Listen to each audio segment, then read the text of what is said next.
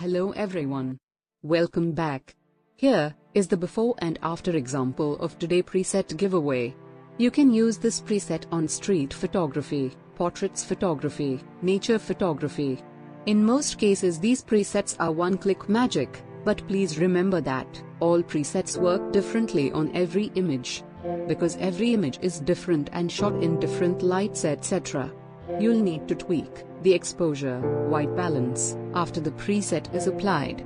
Please watch the full video to understand the workflow of the preset.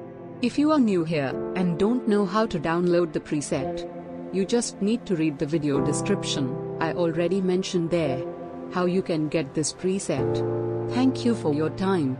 If you are learning something, then please leave a like. That will motivate me to make more videos in future.